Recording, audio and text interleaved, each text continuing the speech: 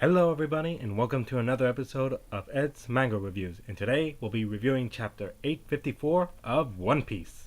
Let me first say that Sanji is finally back after so many months and chapters of him just suffering in the hands of Big Mom, of the Vinsmokes, of even Pudding. He's finally back. We open up this chapter to find that Nami and Jinbei have been running away and battling Big Mom's security forces as they have escaped from the prison where Nami and Luffy were being held.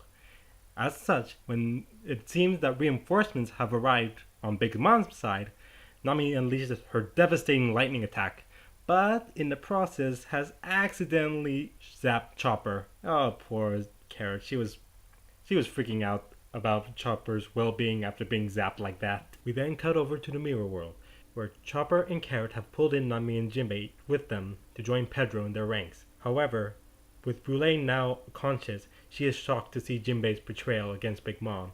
She also explains how the wheel that Big Mom uses to take away people's lives has always been rigged.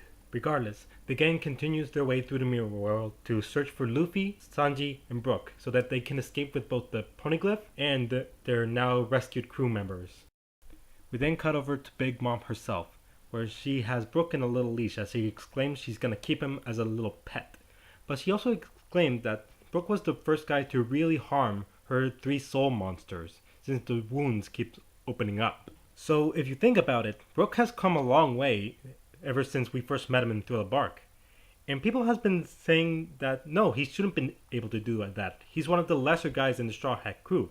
But you gotta remember, he's been training for 2 years. Plus, he's basically the antithesis to Big Mom's Devil Fruit powers, considering his powers around souls. It is then we find out the entire plan thanks to Big Mom and Pudding's discussion. Since Pudding is the bride, she is set to give out the signal, since she's the one who originally shot Reiju in the leg earlier from previous chapters. She's gonna shoot Sanji in the head, and that'll be the signal to completely massacre the entire German 66. She especially plans to make sure she's gonna kill off Jaji. I must admit, I won't mind the death of the entire German 66, but killing Sanji? No, just flat out no. They have to get out of Whole Cake Island ASAP. It is then we go over to Big Mom's main crew. All her children, all her crew members, they're sitting down making the final preparations before the wedding, making sure Sanji is still in his room, making sure everything won't go without a hitch. So far, they believe that most of the Straw Hat crew that have landed on the Whole Cake Island have been wiped out thanks to Brule and the others.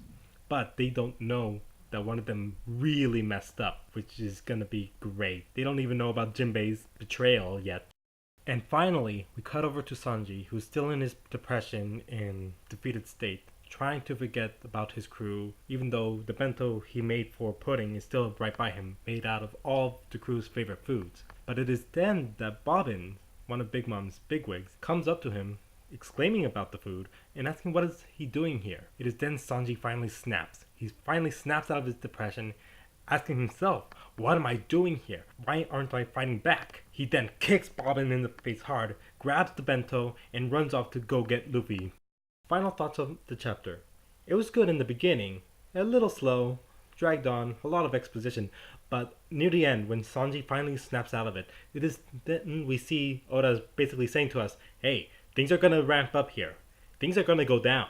So, hold on to your seats. Overall, I would give a 6 out of 10. It was a good chapter nonetheless. Thank you for watching. Like or subscribe for more reviews. This is Edwin, signing off.